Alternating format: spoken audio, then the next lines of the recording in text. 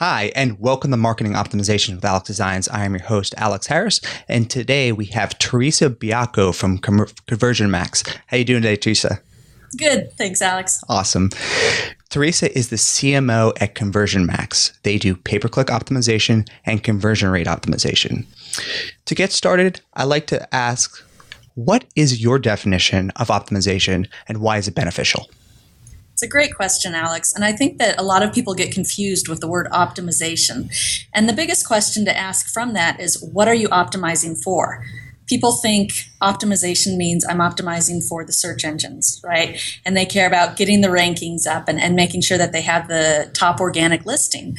But really, what you want to optimize for is your revenue, your profits. That's the more important optimization problem. And the way to do that really is to make sure not that you're just driving a whole lot of traffic to your website, but that the traffic that you drive there is buying from you, ultimately becoming customers. So I think the more important optimization problem is not Google's opinion or Bing or whichever search engine, what their opinion is of you, but more what are your customers doing and are they buying from you? Yeah, that's really interesting. Anytime I tell people I do conversion optimization, they ask me if I do SEO. It's very, very common. And that's really why I created the show, is that the marketing optimization is essentially if you're not optimizing your website, you're not growing. You need to measure in order to figure out where you've been and where you can go. Absolutely. And I think that's people are just starting to wake up to that idea. That I get the same thing. People always think I do SEO because that's the more common term. And now CRO, conversion rate optimization, is getting more of a name. And people are starting to realize that, hey, it doesn't matter how much traffic I get to my website if nobody ever buys anything. So now I need to actually get the right people to my site and get them to buy. Awesome. So how did you guys get started in the optimization space? Well, my partner, Richard Farr, started first just with his own website years ago, and it was with SEO, to be honest. My undergrad degree is in English, so he had me writing some of the content, and he was doing pretty well, so people started asking him for help, and we thought, well, yeah, we can turn this into a little SEO business. And we had one particular client who sold ski vacations in the Rocky Mountains in Colorado. And it's a high-end service, right? It's a vacation. It's something that people want to spend money on. And we were able to get good traffic, and we looked in analytics and could demonstrate to him that year over year he was getting more traffic, and he was getting better traffic as well. He wasn't getting people looking for discounted ski vacation lodging and things to that effect, right? So he was getting better quality and more quantity over the years. However, his revenues kept dropping. And it was a big mystery until finally my partner, Richard, went through the website, tried to actually book a ski vacation, and he got kicked out of the shopping cart. So it was this huge revelation to us that, hey, it doesn't matter how many people you drive to the website. If they're getting kicked out of your shopping cart, maybe you need to fix that first. So that totally changed our philosophy and our scope of work, and we started getting into the right traffic with pay-per-click and converting it with CRO. Yeah, you're not really sure what's going on in your own products until you test them yourself. Right. We should have done that long ago. We couldn't believe that we let it go that long before actually trying that. But that's pretty common. Majority of people, they put up a site, they have their lead form, they have their conversion funnel, however they're selling, and then they just take it for granted and they just let it go, and they don't even know that there may be errors on their site that have been there for months. Yeah, it's true. Too many people do that when they're just starting out and just kind of learning. But I think that there's an evolution in sophistication as people come to some kind of realization that they say, hey, I need to be looking in analytics. I need to be measuring things. I need to be user testing. And when that comes, I think it's a big revelation that has to happen for companies to be able to grow and improve. Absolutely. You gave us a great introduction into conversion rate optimization. So do you guys have a framework that you follow for your clients to help them maximize their return on investments? Yeah, we've actually developed our own 7-step process, and it begins really with understanding your audience. You have to know exactly who you're targeting. You can't be everything to everybody, and you shouldn't try to be. You should repel the people who are not appropriate and then convince the right people to take action. So once you know who you're speaking to, then you have to try and understand what their motivation is. So what are they trying to do on your site? That's step 2. Step 3 is, what do we want them to do on our site? and realize that those two aren't always the same. What they want to do might not be the same thing that we want them to do. So how do we reconcile if those two are different? Mm-hmm. So those are the first 3 steps. And when you have those, then you have to make sure everybody on your team, the SEO, the pay-per-click, the social media person, the CEO, everybody understands those first 3 steps. And you can't proceed until those are defined and written out and put on the walls. And so many companies actually miss those first 3 steps. They just want to jump right into the site and analytics and whatnot. So those are the first 3. So then once you have that, step number 4 is determining what's preventing people from taking those actions, right? So you know what your goals are, and then you have to actively look for problems. You have to admit, hey, my website's not perfect. My baby's ugly, right? Be able to admit that there are problems and find them. And so how you find them, first of all, is with Google Analytics. That tells you where the problems lie, but it won't tell you why problems are on those pages. It'll show you which pages people are dropping out of your funnel, for example, but you won't know why those particular pages are problematic. So then you use user testing and gather a lot of feedback of what are people doing on your site, things like Crazy Egg. You can do Attention Wizard, you do user testing, etc., to drill down into the why. So that's step number 4. And then number 5, you form your hypothesis. You don't just go off when you gather all these problems and make changes on your site, right? Because you could be fixing one problem and creating 3 more, maybe. So what you do instead when you gather all those problems is you say, okay, what do I think will fix these problems? And that's your hypothesis. Step number 6 then is to actually run your test and see whether your hypothesis was valid or not. And then at that point, hopefully you have a winning test because you followed the 6 steps, but you're not done. Step number 7 is to go back up to step number 4, which is identifying all your problems and digging in, and you find out what other problems are out there. Why else are people not converting the way that you need them to? So it's an ongoing process where you're continually looking for problems, running tests, fixing them, and then going back and looking for more problems. Yeah, you have that discovery phase that where you're really trying to figure out what the hypothesis is going to be. I think people just jump in and say, oh, I'm going to change this button. I'm going to change this color. And that's what their hypothesis is. There's really no merit of why they think a customer is actually not taking action on a certain page. I guess really creating that friction or different things. So what have you seen from doing conversion rate optimization for your clients? Is there some best practices on what people can do? You know, my average audience is companies that have been established on the web already. They're already doing pay-per-click. They're already doing landing pages. Is there really some best practices in order to help people increase their conversion from, websites these days?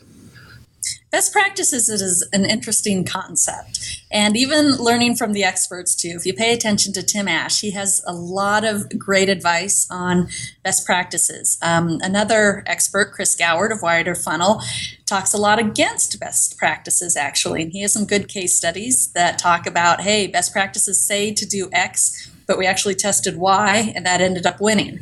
So my advice on best practices is to use them as a starting point. But not to rely on them. So best practices, for example, if you have a picture of people in your landing page, don't have somebody who's way too attractive and somebody who's looking directly at you, because our brains are hardwired from the time that we're born. Actually, babies, only a couple weeks old, look directly at their parents' faces. So our brains are hardwired to look at faces. And in your landing pages, if you have a face, especially a very prominent face that takes up a lot of real estate on the screen, and especially a very attractive face, our eyes are drawn to that person. And so much so that we may lose the value statement, we may lose the call to action. So that's a best practice. However, I would never say that that's a hard and fast rule. Sure. You want to test everything. So use those best practices as kind of a checkpoint when you're building your landing page, but then test, because there are certainly times when the best practices have lost in tests. Yeah, you put that picture up there, and you create this hypothesis that she may be too attractive, or but you're really not sure how your audience is going to react, and it could even be based on the individual ad that they came over for. Maybe it's a shorter, harder sell, and they would expect maybe a more aggressive photo and that type of thing. So it's, you definitely really have to understand your audience.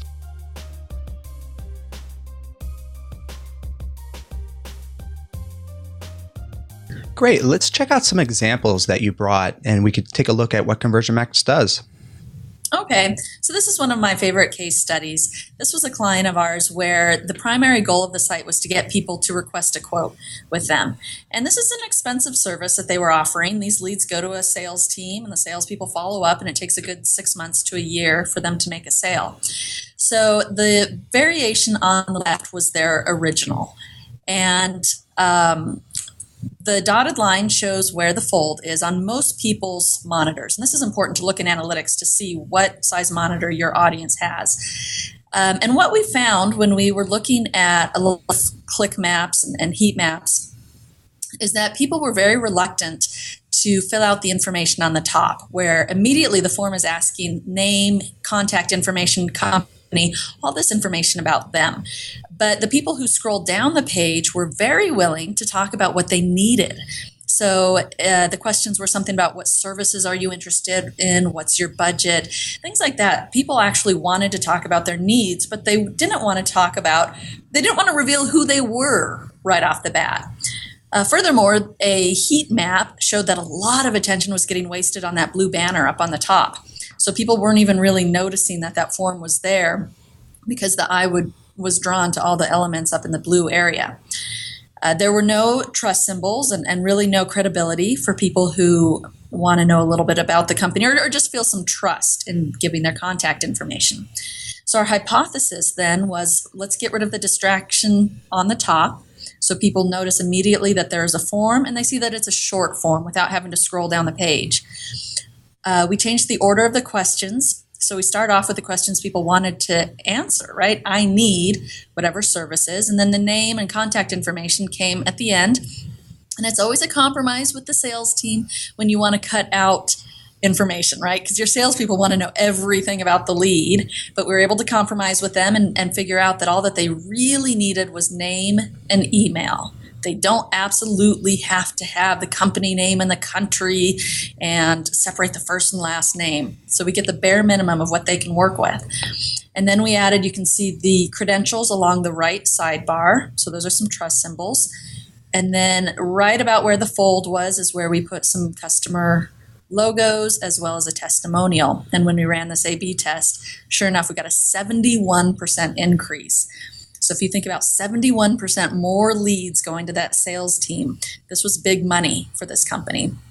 And it all goes back to figuring out what the problem is. Like you said, if we had been trying to test the button color on that original one, if we had tested a green button versus an orange button, there's no way we would have gotten a 71% lift, right? But when you actually go through the process of figuring out what's preventing people from filling out this form, and figure out what your hypothesis is that you think will improve it, that's when you see big wins like this. Yeah, this is a really great example. I think,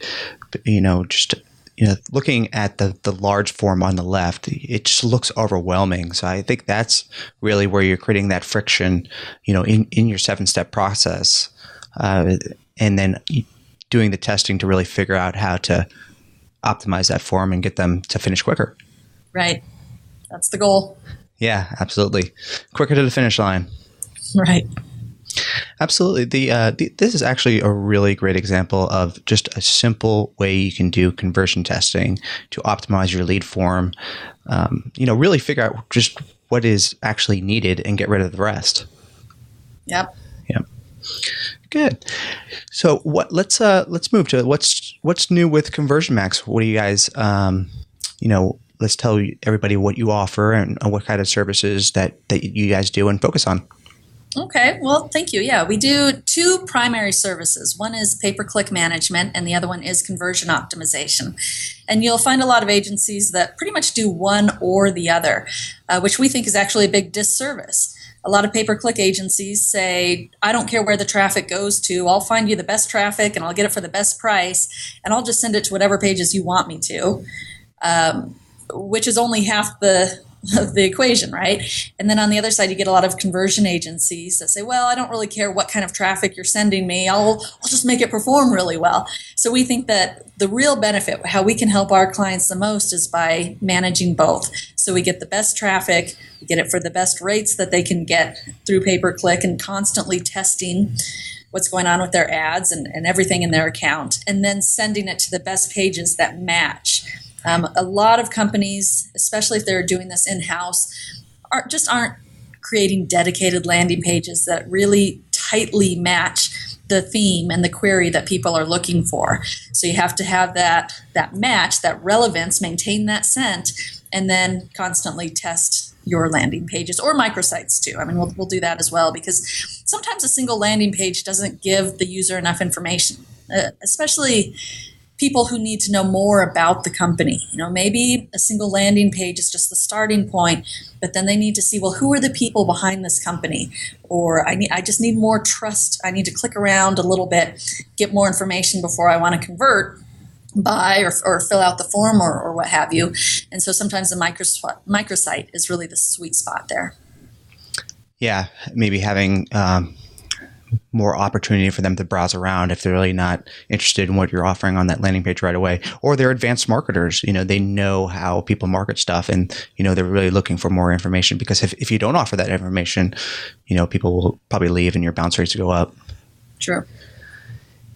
That's really interesting, because I deal with a lot of people who have pay-per-click campaigns, and they have been kind of running for a while, and they have agencies working on them, or they've been running for a while and they just don't massage them that well. And if you're not looking at all those aspects of, how they're coming and then connecting it all together, you don't really see that whole picture. Is there some best practices of really creating that relationship? I guess my question is, how are you guys creating that relevance of pay-per-click to landing pages? Are you from a technical perspective, are you changing the code dynamically to put the keyword in there and the photo, or are you using some type of software for that? I'm curious about that. It depends on the account size, really. Our sweet spot is anywhere from 20 to 100 grand a month in ad spend. So we don't want the ones that are so small that we don't get enough data to really make decisions and to move quickly. But we also don't want the ones that are so big that it goes through layers of bureaucracy and it takes forever to make any changes. Right. So I think the key point of being able to work on both sides of the equation is having our whole team is together in the same room. So we have our, right behind me here is the door where our pay-per-click team, it's our operations hub, our pay-per-click specialists and our landing page specialists are sitting in the same room, and they're constantly communicating back and forth on what they're working on and what the keyword themes are. And of course, there's more formal lines of communication as well. But we did notice a big difference when we went from letting people work from home and even subcontracting outside of the area to bringing everything in-house, and what a difference it made to open up the communication, have things working faster, and have a better understanding of each client's needs. Yeah, it seems like you guys are really tailored to giving your clients extreme value to find those opportunities and go out of your way to find all the pain points of that conversion funnel and break down those leaks. Right. Yeah. That's the goal. Awesome. Well, let's conclude by telling people how they can find out more about Conversion Max and where you are on your social networks. Great, thank you. Well, we're at conversionmax.com, and from there, you can find our Twitter and Facebook. I'm on Twitter a lot, but my last name is kind of hard to spell. It's Theresa Baiocco, so I don't know if you can put it on the screen. If not, people can go to our About Us page, and my Twitter profile is on the About Us page there. But yeah, we love to keep in touch with people over Twitter, LinkedIn, Facebook too, and all of that is on conversionmax.com, as well as actually that case study that I showed you here of that request a quote form. I did a blog post outlining the 7 steps and showed an example with that case study in there, so people can read more of the details and actually see like the heat map and the click map and how we formed our hypothesis from that blog post. That's excellent. I want to appreciate you being on the show, and thanks for your time. Great. Thank you, Alex. Take care. Take care. Marketing Optimization Podcast with AlexDesigns.